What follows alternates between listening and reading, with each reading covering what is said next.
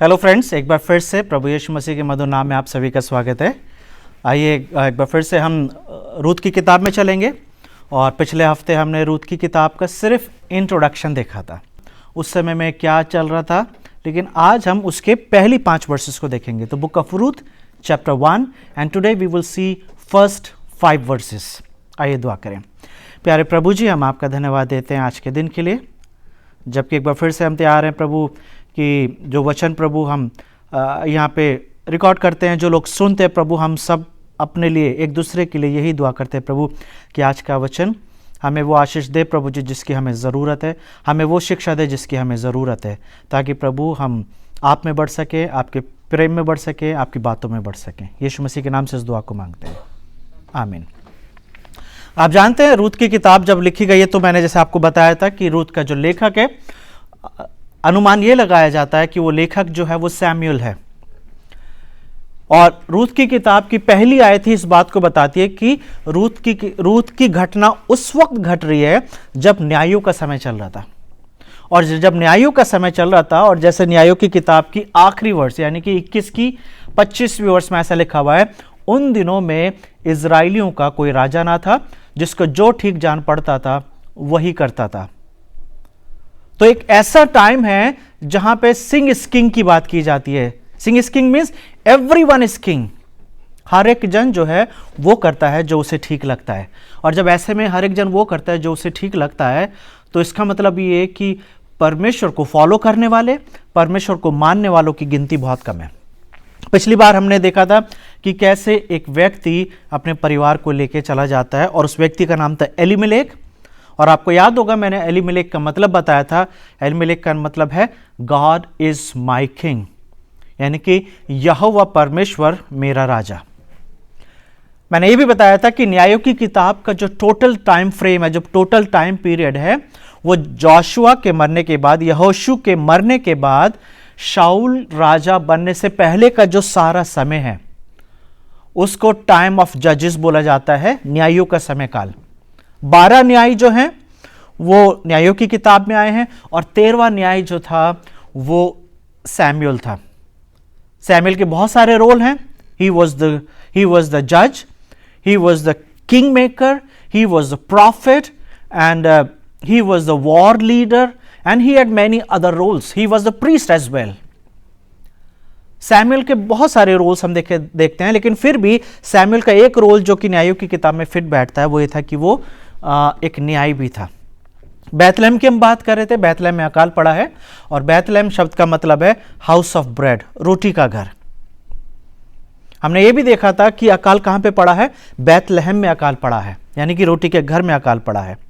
मैंने आपको पिछले सरमन में ये भी बताया था कि 5 S अगर आप याद रखोगे, 5 S, तो आप न्यायों के समय काल को याद रख सकते हो। पहला S था सिन, दूसरा सर्विट्यूड और यानी कि स्लेवरी, तीसरा था सप्लीकेशन, चौथा था सेवियर, और 5वां था साइलेंट पीरियड, यानी कि जब वो पाप करते थे तो गुलामी में जाते थे, जब गुलामी में जाते थे परमेश्वर की दुहाई देते थे, यानी कि दुआ करते थे, और जब दुआ करते थे तो परमेश्वर उनको एक रक्षक दे देता था जो उनको बचाता था, और जब वो छूट जाते थे गुलामी में से तो फिर से शांति का माहौल हो जाता था।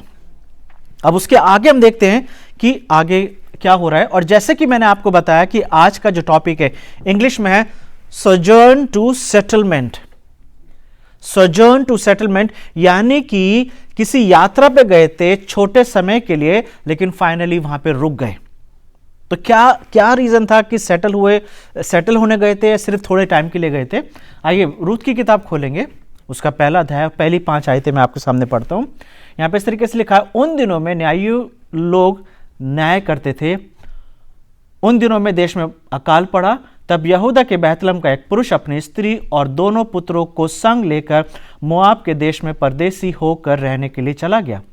उस पुरुष का नाम एलीमेलेक और उसकी पत्नी का नाम नाओमी और उसके 2 बेटों के नाम महलोन और किलियोन थे। ये एप्राती थे, अर्थात यहूदा के बैतलहम के रहने वाले थे। वे मोआब के देश में आकर वहां रहे, और नाओमी का पति एलीमेलेक मर गया, और नाओमी और उसके दोनों पुत्र रह गए, और उन्होंने एक मोआबी स्त्री से विवाह कर लिया। एक का नाम ओरपा और दूसरी का नाम रूत था। फिर वे वहां कोई 10 वर्ष रहे, तब महलोन और किलियोन दोनों मर गए। तब नाओमी अपने दोनों पुत्रों और पति से रहित हो गई। क्यों मैंने रूत की किताब ली है? तो पहली चीज जो मैंने आपको बताया था कि मेरा हमेशा ये पैटर्न रहता है कि मैं नए नियम से प्रीच करता हूं, फिर पुराने नियम से प्रीच करता हूं। तो हमने मरकुस की किताब ली थी और अब हम रूत की किताब कर रहे हैं। क्यों रूत की किताब लिए? सिर्फ इसलिए नहीं कि ये मेरा पैटर्न है, लेकिन इसलिए भी कि ओल्ड टेस्टामेंट जो है बहुत इंपॉर्टेंट पार्ट है बाइबल का। बहुत सारे चर्चेस में ओल्ड टेस्टामेंट से प्रीचिंग नहीं होती है। ओल्ड टेस्टामेंट यानी पुराना नियम अगर पढ़ा भी जाता है तो भजन संहिता पढ़ा जाता है या नीति वचन पढ़ा जाता है, इसके अलावा और कुछ नहीं पढ़ा जाता। उन्हें ऐसा लगता है बहुत सारे लोगों को कि ओल्ड टेस्टामेंट खत्म हो चुका है, इसकी जरूरत नहीं है। लेकिन अगर मैं आपसे सवाल पूछूं कि जब यीशु मसीह पृथ्वी पर थे तो उन्होंने कौन सी बाइबल पढ़ी थी? क्योंकि नया नियम तो उस वक्त लिखा नहीं गया था। तो जाहिर से बात है यीशु मसीह ने जो भी कुछ पढ़ा है वो पुराने नियम से संबंधित लिटरेचर पढ़े। बाइबल उस समय में भी नहीं थी, लेकिन उस समय में स्क्रोल्स हुआ करते थे, उस समय में कैनन्स हुआ करते थे, यानी कि पार्चमेंट के ऊपर, पेपरस के ऊपर बाइबल की किताबों को लिखा जाता था। जैसे एक स्क्रोल है पेंटाट्यूक यानी पंचग्रंथ का है, तो दूसरा यशाया का है, तीसरा इतिहास का है, ऐसे करके होता था। लेकिन जो भी कुछ था प्रभु यीशु मसीह ने पुराने नियम को पढ़ा है। एक व्यक्ति है जिसका नाम है फिलिप यान्सी, उसने अपनी बहुत सारी किताबें लिखी हैं और एक किताब का टाइटल है द बाइबल जीसस रेड, यानी कि वो किताब जो प्रभु यीशु मसीह ने पढ़ी वो किताब जो है पुराना नियम है। क्यों पुराना नियम पढ़ना जरूरी है? जिस तरीके से आप एक पेड़ को देखते हो तो आपको ये समझने की जरूरत है कि पेड़ का हर एक भाग इंपॉर्टेंट होता है और सबसे इंपॉर्टेंट पार्ट होती है जड़। अगर जड़ मजबूत नहीं है, जड़ खराब है, जड़ में प्रॉब्लम है, तो पेड़ कभी भी हेल्दी नहीं होता है। तो आपको यह समझना है कि Old Testament is like a root. Old Testament क्या है? एक उस जड़ है, वो रूट है जो और उसी के ऊपर नया नियम है जो कि पेड़ का ऊपर का हिस्सा, जिसमें तना है, पत्तियां हैं, फल हैं। तो अगर हम जड़ को नहीं अच्छे से अंडरस्टैंड करते हैं, जड़ को नहीं समझते हैं, तो हम रूट यानी कि पेड़ को कभी नहीं समझ पाएंगे। यहां पे ऐसा लिखा हुआ है, उन दिनों में उनका कोई राजा नहीं था और जिसको जो ठीक लगता था वो करता था। ये बात क्या सिर्फ इजराइलियों न्यायों के समय की थी? नहीं, जब बाइबल खत्म हो रही है, बाइबल की आखिरी किताब खत्म हो रही है, उस वक्त भी लोगों का एटीट्यूड कुछ ऐसे ही था, जिनको जो ठीक लगता था वही करते थे। आप मेरे साथ जल्दी से निकालिए मलाकी की किताब, उसका पहला अध्याय, बुक ऑफ मलाकी पहला अध्याय, और उसको मैं 6 से लेके 8 तक पढ़ूंगा। 6 to 8 यहां पे ऐसे लिखा हुआ है, पुत्र पिता का है। हाँ, 6 से लेके 8 तक मैं पढ़ूंगा। यहां पे ऐसे लिखा है, पुत्र पिता का है और दास स्वामी का आदर करता है। यदि मैं पिता हूं तो मेरा आदर कहां है, और यदि मैं स्वामी हूं तो मेरा भय मानना कहां है। सेनाओं का यहोवा तुम याजकों से भी जो मेरे नाम का अपमान करते हो यही बात पूछता है, परंतु तुम पूछते हो हमने किस बात में तेरा नाम का अपमान किया है।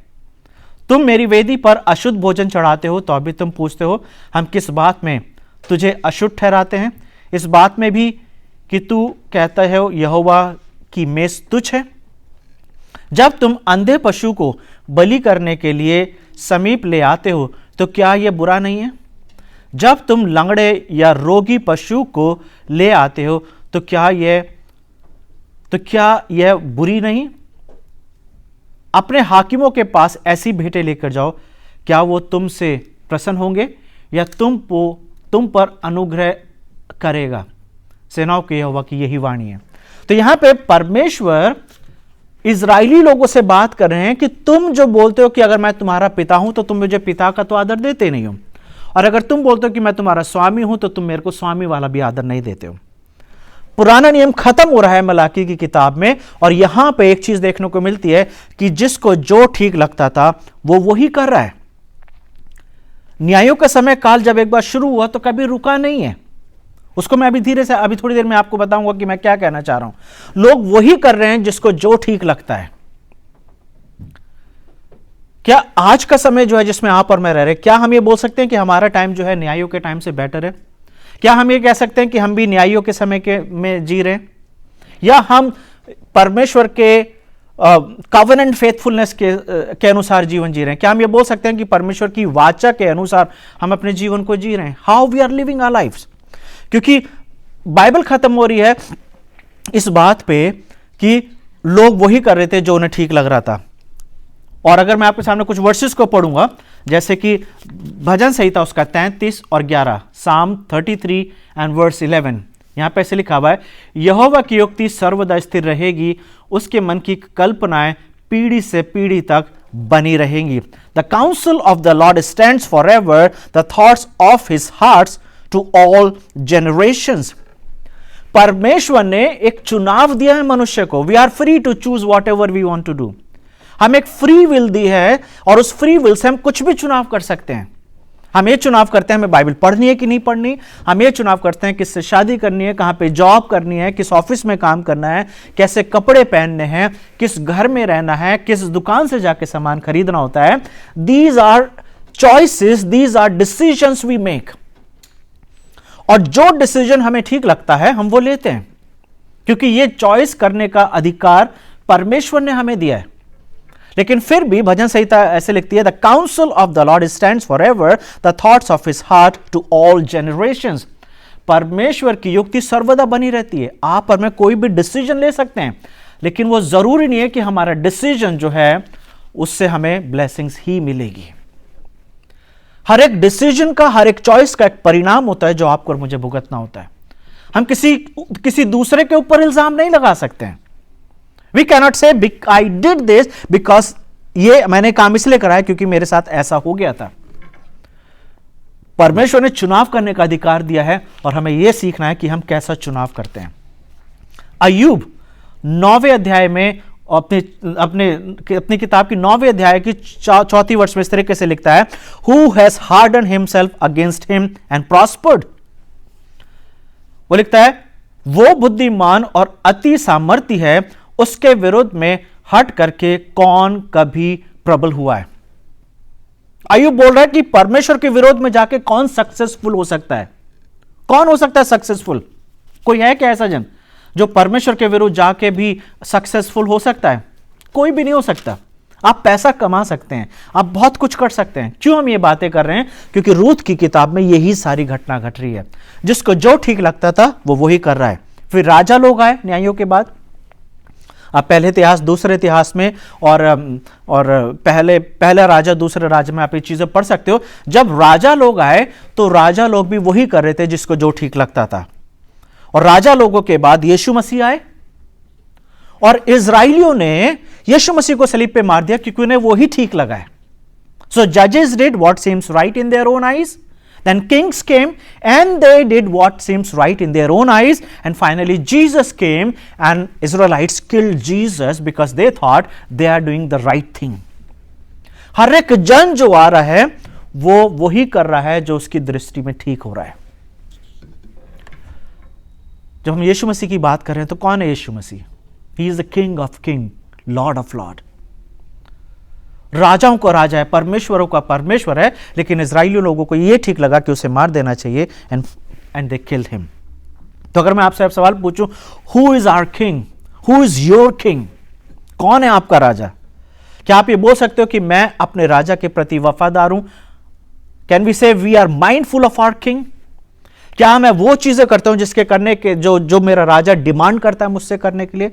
अगर यीशु मसीह मेरे राजा हैं तो क्या मैं ये बोल सकता हूं कि मैं वही बातें करता हूं जो प्रभु यीशु मसीह मुझसे कहते हैं, because he is my king?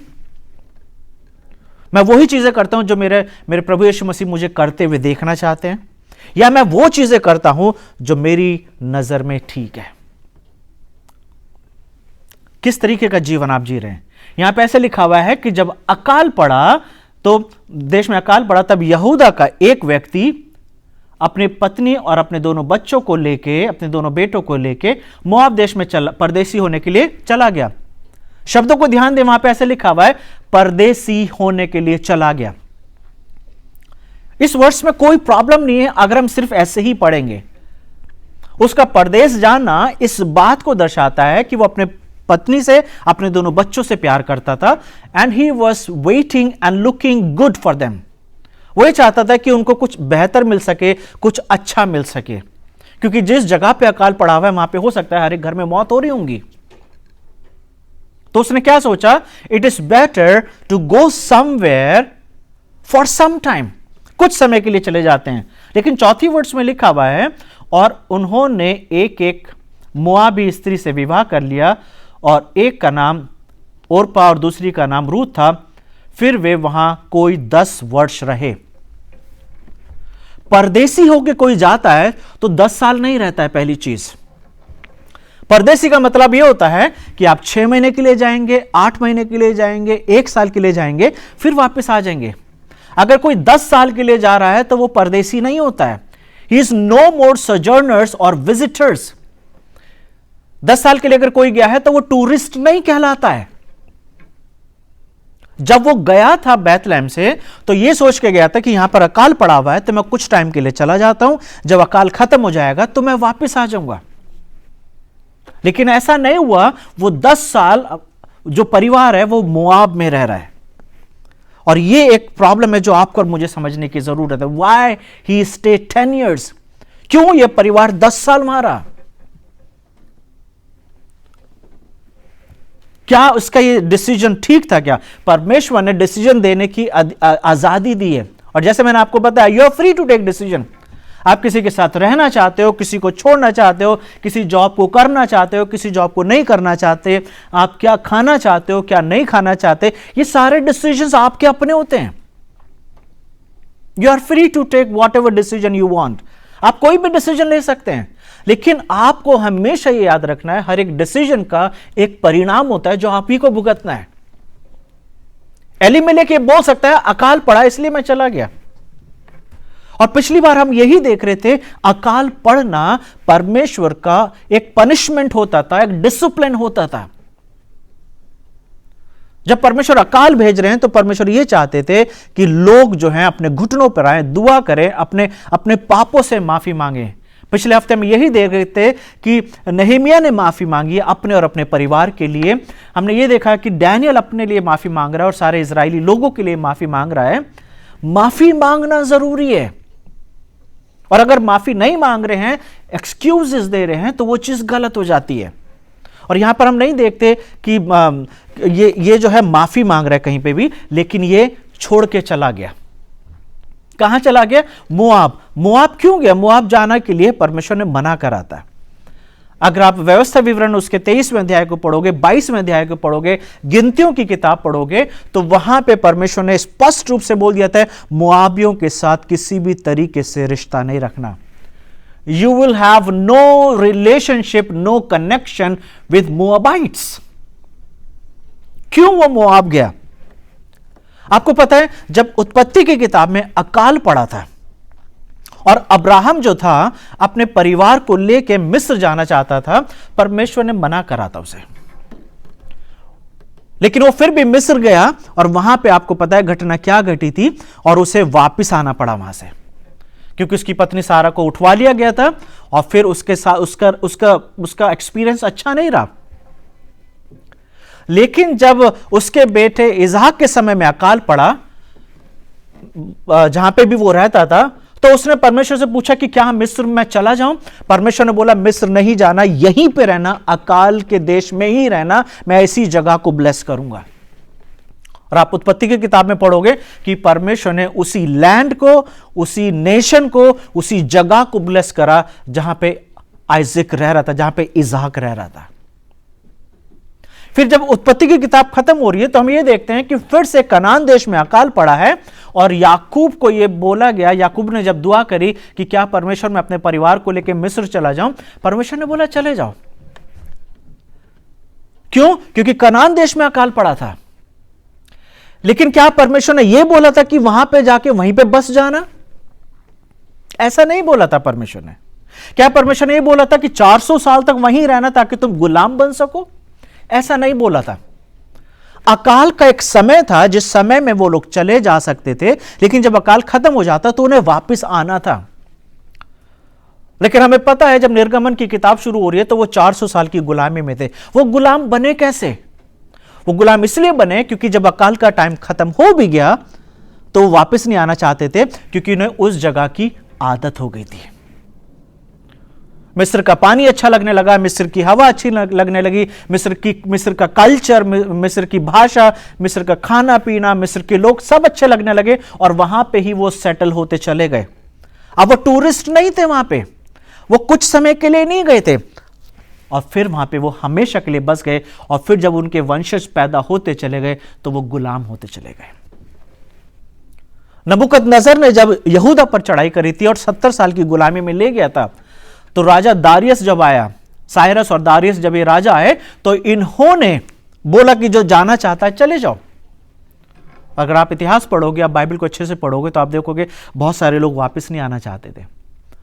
उन्हें बेबीलोन अच्छा लगने लगा था, बाबुल का देश उन्हें अच्छा लगने लगा था, वहां का पानी अच्छा लगने लगा, वहां पे सेटल हो गए, वहां पे दुकानें खोल ली होंगी, बिजनेस शुरू कर दिया है, वहां के लोगों से शादी हो गई है, वहां पे रिश्तेदार बन गए। कोई वापस नहीं आना चाहता है। एलीमेलेक भी कुछ समय के लिए गया था। किस समय के लिए? थोड़े समय के लिए, ताकि कुछ समय मैं वहां पे रहूंगा और फिर वापस आ जाऊंगा।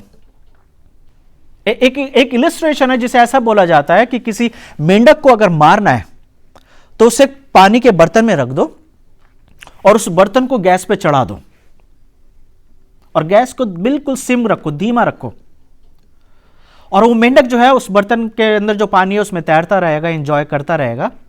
और जैसे जैसे पानी धीरे धीरे गर्म हो रहा है, वो मेंढक जो है पानी के अंदर उस बर्तन में, वो उसकी गर्माहट को एडजस्ट करता रहेगा अपने शरीर के साथ, और उसे उसकी गर्माहट अच्छी लगेगी, वो तैरता रहेगा, सब कुछ ठीक लगता रहेगा। और धीरे धीरे पानी जैसे जैसे गर्म होता जा रहा है और उसका टेम्परेचर बढ़ता जा रहा है, मेंढक अपने शरीर को बदलता रहता है ताकि पानी की गर्माहट से उसे नुकसान ना हो, और वो उसी में जीता रहता है, उसी में घूमता रहता है। ऐसा करते करते कुछ देर बाद पानी इतना गर्म हो जाता है कि मेंढक को पता ही नहीं चलता और वो मर जाता है। स्टार्टिंग में वो अडॉप्ट कर लेता है पानी के टेम्परेचर को, पानी के टेम्परेचर के साथ वो अपने आप को एडजस्ट करता चला जाता है, और एडजस्ट करते करते उसे इस बात का पता ही नहीं चलता और वो देखते देखते मर जाता है। शैतान भी आपके और मेरे जीवन में ऐसे ही काम करता है। एलीमेलेक कुछ समय के लिए गया था, फिर थोड़ी देर बाद उसे वहां की हवा, पानी, खाना पीना, लोग, बिजनेस सब कुछ अच्छा लगने लगे और फिर वो वहीं पे बस गया। और यहां पे लिखा हुआ है फाइनली वो मर गया। और सिर्फ वो नहीं मरा है, 5वीं वर्ष जब खत्म हो रही है तो पता चला है कि उसके 2 बेटे महलोन एंड क्लियोन, वो भी दोनों मर गए। किसके ऊपर इल्जाम लगाए? लेकिन जो पॉइंट मैं आपको बताना चाहता हूं वो ये नहीं कि किसके ऊपर इल्जाम लगाए, हमें आगे देखने की जरूरत है। जब वो बैतलहम में अकाल पड़ा था, बैतलहम से जा रहा था, वो मोआब ही क्यों गया? ये सवाल है, और यही मेरा सेंटर पॉइंट है सरमन का, जिसके ऊपर आपको थोड़ा सा समझना है और सीखना जरूरी है। बैतलहम से निकल के मोआब जाने के बीच में बहुत सारी जगहें आती हैं। ये आप अपने मैप पे ध्यान से देखिए।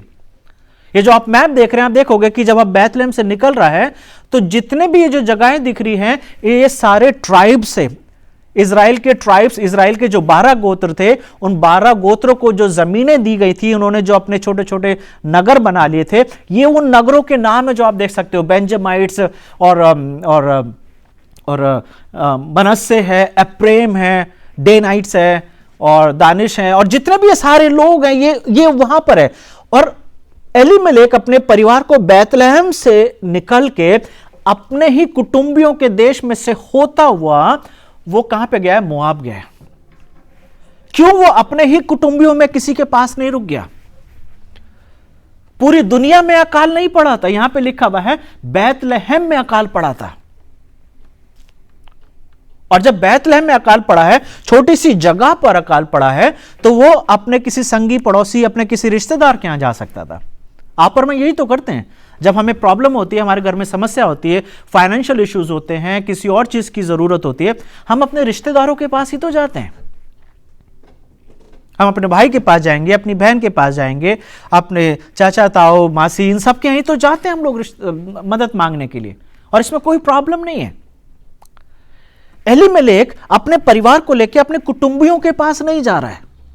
यह उसकी सबसे बड़ी प्रॉब्लम थी।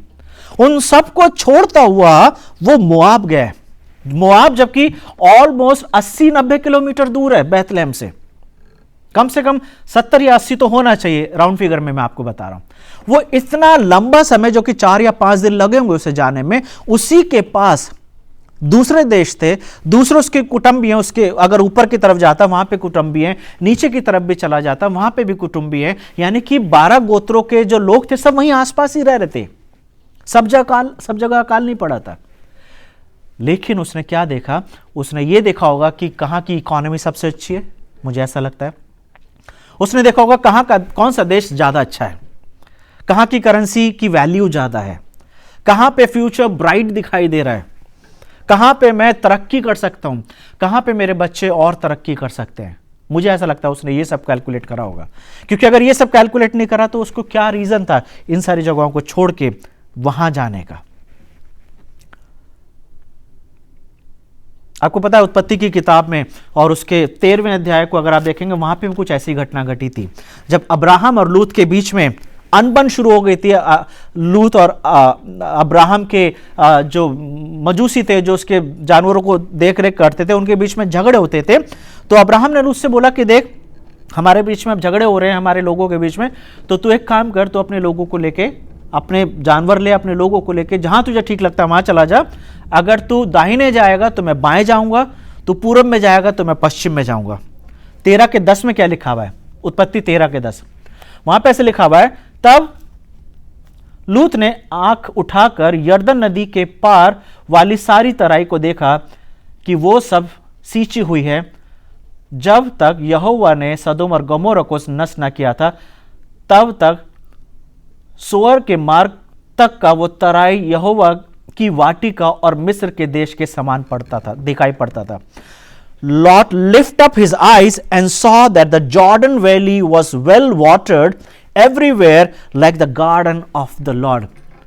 उसने तराई की तरफ देखा और वो क्या बोल रहा है कि मुझे ऐसा लग रहा है कि जैसे मानो कि ईडन गार्डन की तरह है, और वहां चला गया। आप पूरी स्टोरी जानते हो लूत की। जब वो वहां चला गया, सदोम और गमोरा के बाहर रह रहा था, धीरे धीरे अंदर चला गया। वो मेंढक जो है वो पानी को एडजस्ट करता रहता है, पानी के टेम्परेचर को अपनी बॉडी के साथ। लूत और उसका परिवार एडजस्ट करता रहा, फिर वो सदोम और गमोरा के अंदर चले गए, और शैतान जो था धीरे धीरे पानी को गर्म कर रहा था, और लूत और उसका परिवार उन बातों को सीख रहा था जो उसे नहीं सीखनी चाहिए थी। एकदम से नहीं मारता है, धीरे धीरे पानी को गर्म करता है। मेंढक को पता ही नहीं चलता कि कब वो मौत के पास पहुंच रहा होता है। मोआब जाना उसकी सबसे बड़ी गलती थी। अगर वो अपने किसी कुटुंबियों के यहां भी चला जाता, तब भी किसी तरीके से उसकी उस बात को अंडरस्टैंड किया जा सकता था। मोआब जाने का जो उसका डिसीजन है वो सिर्फ मामूली डिसीजन नहीं है। बाइबल में कोई भी व्यक्ति, जैसे मैंने पिछले सरमन में भी बताया था, बाइबल में कोई भी व्यक्ति जब वाचा के देश से दूर जाता था तो सिर्फ वाचा के देश से दूर नहीं जा रहा है, परमेश्वर से दूर जा रहा है। और अगर परमेश्वर से दूर जा रहा है तो एलीमेलेक गया कहां पर है? वो उस देश में गया है जहां पे कीमोश और मोलोक और बाल और अशेरा ऐसे देवी देवताओं की पूजा की जाती है। ये वो जगह है जहां पे जानवरों का खून पिया जाता था, अपने बच्चों को बलि चढ़ाया जाता था, ताकि भगवान खुश हो सके उस देश का और उन्हें ब्लेस कर सके। किस देश को छोड़ के गया है? उस देश को छोड़ के गया है जहां पे यहोवा परमेश्वर की आराधना होती है। उस देश को छोड़ के गया है जहां पे यहोवा का काम होता था, यहोवा का तंबू है, जहां पे यहोवा को मानने वाले लोग हैं। और ऐसी जगह चला गया जहां पे परमेश्वर को मानने वाले नहीं है। किसी ने ऐसा बोला है, compromise begins with forsaking your first love for Jesus Christ and replacing it with immorality and idolatry.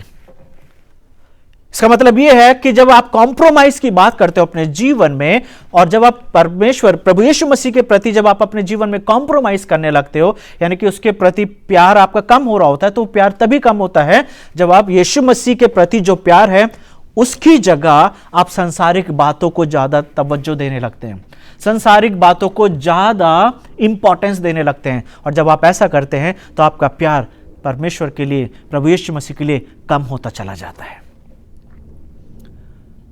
Elimelech का मोआब जाना गलत था। वो अपने किसी कुटुंबियों के यहां भी जा सकता था और कहीं भी नहीं जाता, घुटने टेक के दुआ करता कि परमेश्वर, मैंने, मेरे परिवार ने, मेरे लोगों ने पाप करा है, हमें माफ कर दो। परमेश्वर वहां पे माफ करता, लेकिन उसका परिणाम यह हुआ कि उसकी मृत्यु हो गई और उसके दोनों बेटों की मृत्यु हो गई। वो कुछ दिनों के लिए ये सोच के गया था, कुछ दिनों के लिए मैं जा रहा हूं। मेंढक को यही लगता है मैं थोड़ी देर तैरता रहूंगा, पानी गर्म हो रहा है वो मैं एडजस्ट कर सकता हूं। और धीरे धीरे वो वहां पे रहता चला गया, यानी कि पानी का टेम्परेचर बढ़ता चला गया और वहां पे उसकी मृत्यु हो गई। बस कुछ बातों के साथ मैं आज का sermon खत्म करूंगा। आप जहां कहीं भी रह रहे हैं, आप ये बोल सकते हो कि हमने अपना देश नहीं छोड़ा, हमने अपनी जगह नहीं छोड़ी है, लेकिन सवाल यह है कि क्या आपके दिल में परमेश्वर के प्रति, प्रभु यीशु मसीह के प्रति उतना ही प्यार है अभी भी? कई बार जगह चेंज करना जरूरी नहीं होता है, कई बार उसी जगह रहते रहते परमेश्वर के प्रति प्यार कम हो जाता है।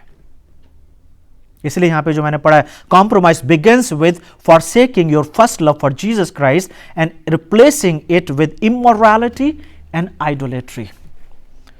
परमेश्वर के प्रति वो प्यार धीरे धीरे खत्म कैसे होता है? जब हम परमेश्वर के प्यार को, प्रभु यीशु मसीह के प्यार को बदल देते हैं और उसकी जगह पर अनैतिकता और वो बातें जो गलत है उसको पहले स्थान देने लगते हैं।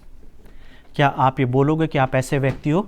आप एलीमेलेक की तरह नहीं हो, आप आज भी प्रभु यीशु मसीह से उतना ही प्यार करते हो, आज भी आप अपने राजा के प्रति वफादार हो। क्या आप ये बोल सकते हो कि मैं वो नहीं हूं कि मैं वो करता हूं जो मुझे ठीक लगता है मेरी ही आंखों में, लेकिन मैं वो करता हूं जो मेरे राजा को ठीक लगता है? यहां पे ऐसे लिखा हुआ है, उन दिनों में उनका कोई राजा नहीं था और जिसको जो ठीक लगता था वो वही करता था। यीशु मसीह संसार में आए और उन्होंने वो करा जो उनके पिता को ठीक लगता था। बार बार यूहन्ना की किताब में, दूसरे गॉस्पेल में ये बोल रहे हैं यीशु मसीह, मैं वो करता हूं जो अपने पिता को करते हुए देखता हूं, मैं वो बोलता हूं जो अपने पिता से सुनता हूं। और गतसमनी बाग में फाइनली वो दुआ करते हैं कि हे मेरे पिता, मेरी नहीं लेकिन तेरी इच्छा पूरी हो सके। मलाकी की किताब जब खत्म हो रही है पुराने नियम की, तो वहां तक हम यही देख रहे हैं, लोग वही कर रहे हैं जिसको जो ठीक लगता था। और यीशु मसीह आए, उन्होंने वो करा जो उनके पिता को ठीक लगता था। आप किसको फॉलो कर रहे हैं? आप किन दिनों में रह रहे हैं? ये आपका और मेरा चॉइस है।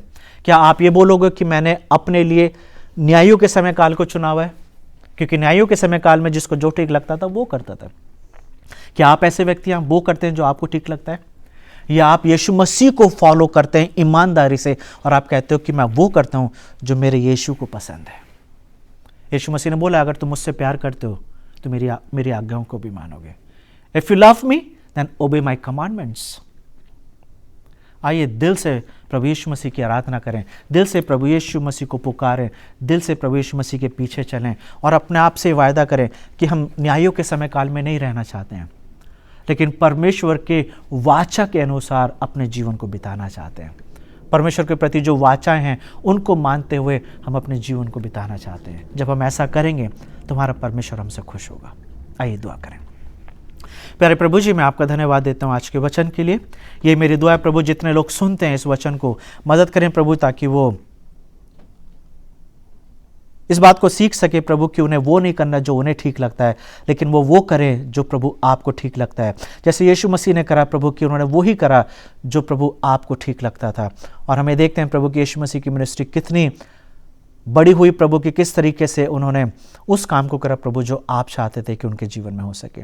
धन्यवाद देते हैं प्रभु कि आपकी बातों को जब हम सीखते हैं प्रभु तो हमारे लिए एक लेसन होता है प्रभु जी, जिसे हम अपने जीवन में अप्लाई करना होता है। मदद करें प्रभु, ताकि हर एक सुनने वाला, मैं और मेरा परिवार, उन बातों को करें प्रभु जी जो आपको पसंद है, जो आपकी नज़र में ठीक है, और उन बातों को ना करें प्रभु जी जो हमारी नज़र में तो ठीक है लेकिन आपकी नज़र में ठीक नहीं है। धन्यवाद देते हैं आज के वचन के लिए। यीशु मसीह के नाम से इस दुआ को मांगते हैं, आमीन। मैं आपको बताना चाहता हूँ कि हम लोग न्यूयॉर्क में हैं और न्यूयॉर्क से सरमन रिकॉर्ड किए जाते हैं और न्यूयॉर्क के रोजडेल में हम लोग रह रहे हैं। अगर आप न्यूयॉर्क में ही कहीं रहते हैं, आप जुड़ना चाहते हैं हमारे साथ दुआ में, बाइबल स्टडी को शुरू करना चाहते हैं, कुछ भी आपके मन में है, आप कमेंट्स में मैसेज छोड़ सकते हैं, मैं आपसे कांटेक्ट कर सकता हूं और हमारी इच्छा यही है कि जैसे यहाँ पे मैंने हिंदी चर्च शुरू करा है, तो मैं हिंदी चर्च को और बढ़ाना चाहता हूँ, हिंदी स्पीकिंग लोगों के बीच में और ज़्यादा मिनिस्ट्री करना चाहता हूँ। इंडिया से हूँ, दिल्ली से, तो अगर आप कभी कांटेक्ट करना चाहें तो आप कांटेक्ट कर सकते हैं। Thank you very much, God bless you.